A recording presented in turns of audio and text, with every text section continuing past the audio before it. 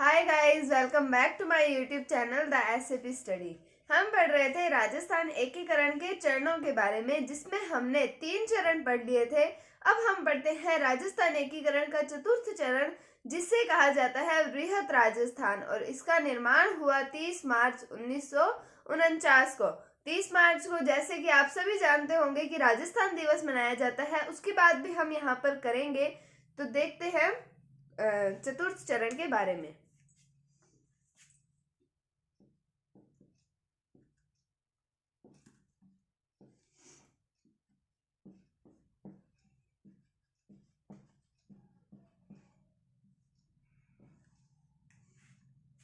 तो मैंने आपको बताया, आप पढ़ते हैं अभी हम चतुर्थ चरण के बारे में।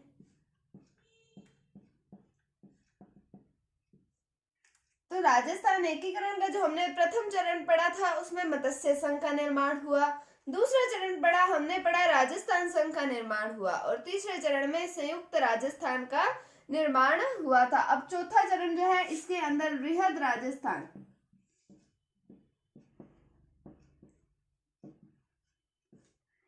इसका निर्माण होगा। और कब होगा? 30 मार्च 1949 को। 30 मार्च 1949 को। पहले हम बात करें कि राजस्थान में टोटल रियासतें कितनी हैं? 19। 19 में से 4 का विलय हो गया राजस्थान में मत्स्य संघ के अंदर। तो 4 का विलय ये हो गया। उसके बाद में हमने दूसरा चरण जब राजस्थान संघ पढ़ा, उसमें पढ़ा कि 9 रियासतों का विलय हो गया। तो 9 रियासतें ये होगी। और तीसरे चरण के अंदर हमने एक मेवाड़ रियासत का विलय पढ़ा। तो यहाँ पर ये कितनी हो गई? 14 रियासतें तो यहाँ हो गई। हमने देखा कि जो सिरोही है उसको मिलाना चाहते हैं गुजरात के अंदर। गुजरात को जो है उस समय बॉम्बे कहा जाता था, तो वो गुजरात वाला क्षेत्र यानी कि बॉम्बे में मिलाना चाहते थे सिरोही को। और उसके बाद में जैसलमेर का भविष्य निर्भर करता है जोधपुर पर, कि जैसलमेर वैसे ही करेगा जैसे जोधपुर करेगा। तो 3 हमारे पास बड़ी बड़ी रियासतें बचती हैं। पहले तो थी 4 जो रियासती सचिवालय के क्राइटेरिया को पूरा करती थी: मेवाड़, मारवाड़ और जयपुर और बीकानेर। अब अपने पास बची है जयपुर, जोधपुर और बीकानेर। अब ये 3 रियासतें बची अपने पास में, ठीक है। तो अब इन 3 रियासतों में अब वो जो सरदार वल्लभ भाई पटेल और बीपी मेनन कहते हैं कि अब इन रियासतों के शासकों से हम बातचीत करते हैं। अब होगा इन 3 रियासतों का विलय किसमें? संयुक्त राजस्थान में। संयुक्त राजस्थान में जयपुर, जोधपुर और बीकानेर का विलय किया जाएगा चतुर्थ चरण में।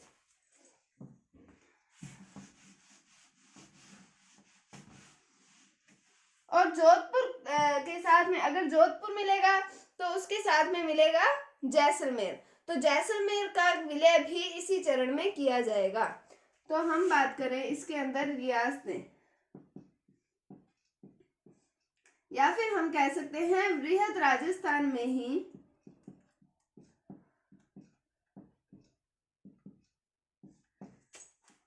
तो संयुक्त राजस्थान में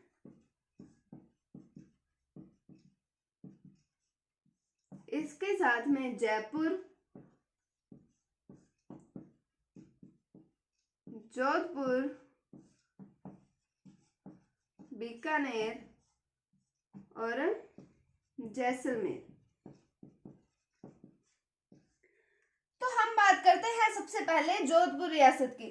तो जो जोधपुर रियासत है उसका विचार चल रहा था कि वो पाकिस्तान में मिलेगी या भारत में मिलेगी। तो जिन्ना जो थे वो जोधपुर पर बारी बारी वो उनको फैसिलिटीज प्रोवाइड करवा रहे थे कि आप पाकिस्तान में मिलिए। तो जोधपुर के राजा का मन भी ऐसे हो रहा था कि मैं पाकिस्तान में मिलूं या फिर भारत में मिलूं। तो जोधपुर के शासक जो थे, फिर इन्होंने आते हैं हनुमंत सिंह।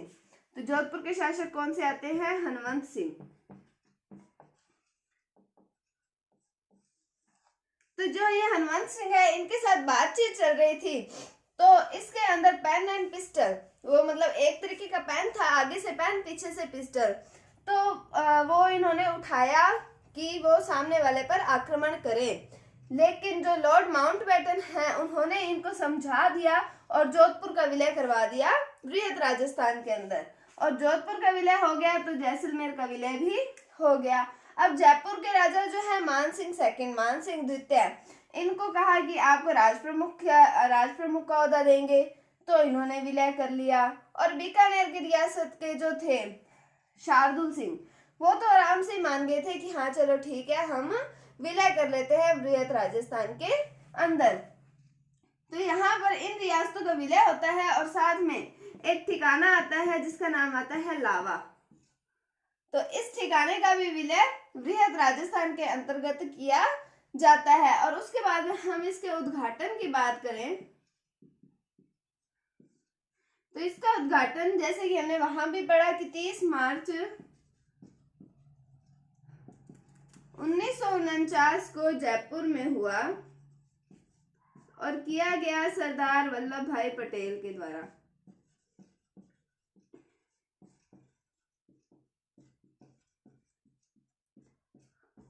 तो सरदार वल्लभ भाई पटेल के द्वारा इसका उद्घाटन किया गया और 30 मार्च 1949 को मनाया जाता है राजस्थान दिवस।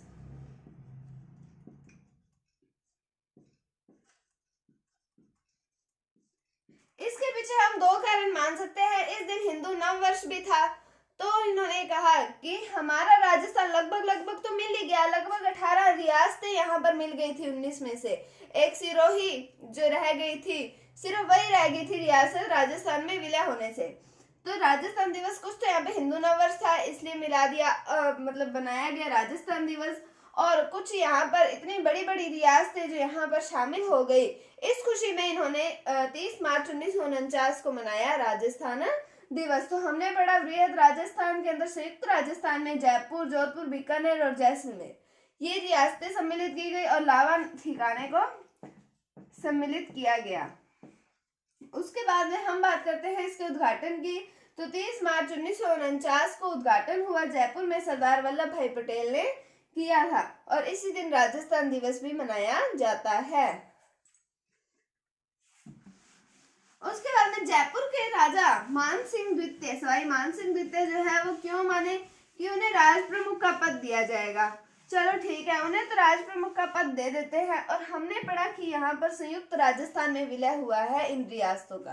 तो संयुक्त राजस्थान के अंदर हमने पढ़ा था कि मेवाड़ को विलय किया गया था। तो मेवाड़ के राजा कहते हैं भूपाल सिंह कि हम तो इतनी बड़ी रियासत है और आप हमारे में इनका विलय कर रहे हो, लेकिन हमें कोई पद नहीं दे रहे। तो इसलिए उनके लिए महाराजा भूपाल सिंह के लिए बनाया गया महाराज प्रमुख का पद। तो एक नए पद का यहाँ पर आविष्कार होता है, महाराज प्रमुख का पद। तो महाराज प्रमुख ये बनाया गया भूपाल सिंह को।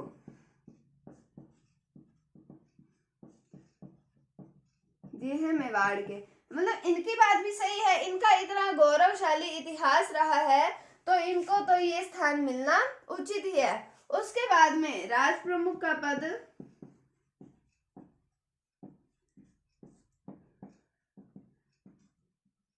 मानसिंह द्वितीय, ये हो गए जयपुर के।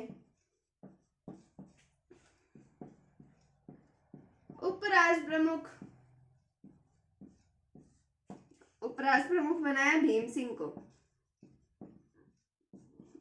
ये है कोटा के। और फिर प्रधानमंत्री बनाया गया हीरालाल शास्त्री को। तो मेन तो यही पद आते हैं कि महाराज प्रमुख पद पर बिठाया गया भूपाल सिंह को, मेवाड़ के हैं। राज प्रमुख पद पे मान सिंह द्वितीय, ये है जयपुर के। और उपराज प्रमुख भीम सिंह, ये है कोटा के। और प्रधानमंत्री पद पर हीरालाल शास्त्री आसीन हुए थे। उसके बाद में हम इन मंत्रिमंडल के अन्य मंत्रियों की बात करते हैं कि अन्य मंत्रियों में कौन कौन शामिल थे।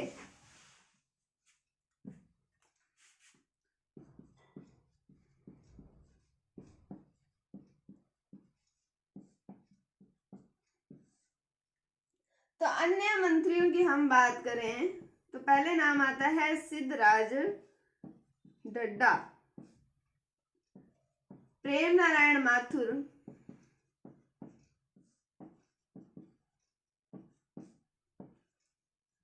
भूरेलाल बेया,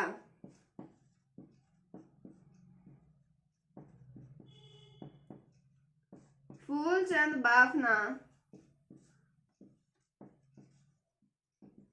नरसिंह कछवाहा,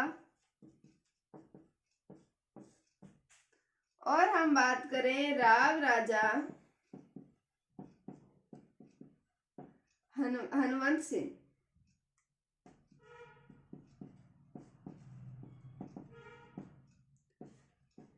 रघुवर दयाल गोयल और वेदपाल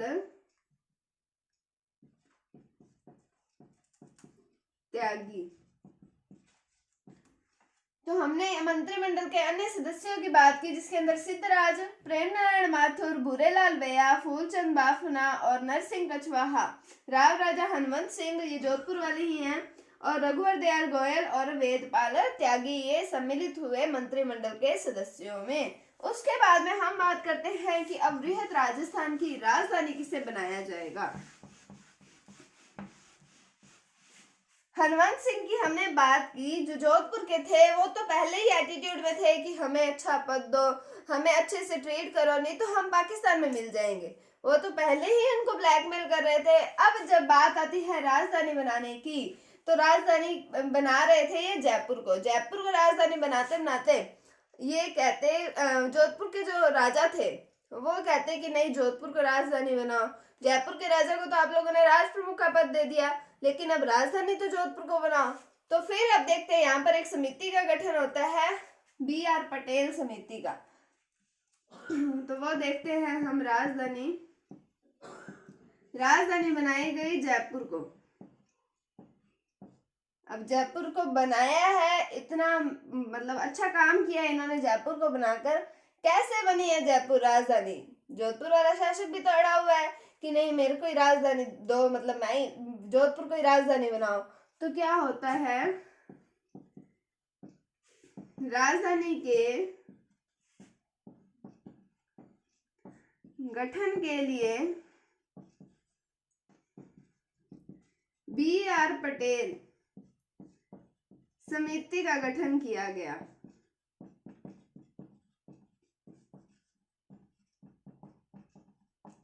जिसके हम सदस्यों की बात करें तो आते हैं TC पुरी और SP सिन्हा।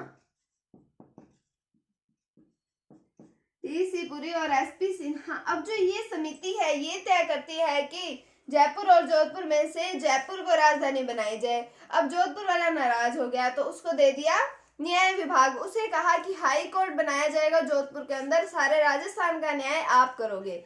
तो फिर उनको दे दिया न्याय विभाग। और भी राजाओं को अलग अलग विभाग दिए, किसी को वन विभाग, किसी को कृषि विभाग, किसी को खनिज विभाग और किसी को शिक्षा विभाग। अब हम वो देखते हैं किसको कौन से विभाग मिले। तो राजधानी जयपुर को बनाया गया। गठन के लिए समिति BR पटेल समिति, और इसके हमने सदस्यों की बात की, TC पुरी और SP सिन्हा। तो अब मैंने आपको बताया कि न्याय विभाग दिया गया जोधपुर को।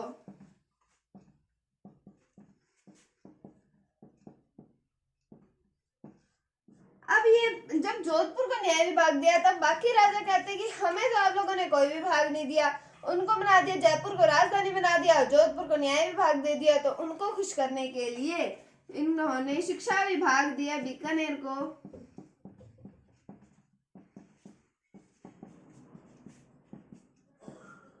खनिज विभाग दिया उदयपुर को,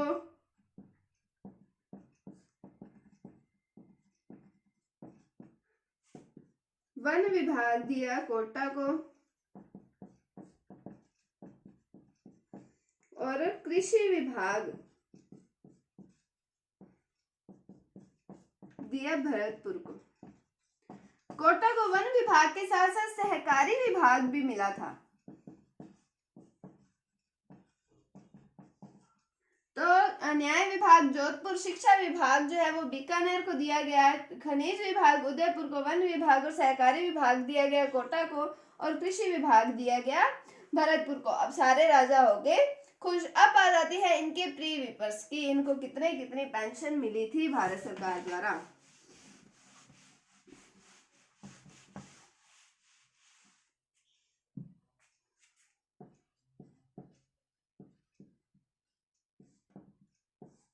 तो सबसे पहले हम बात करते हैं सवाई मान सिंह द्वितीय की।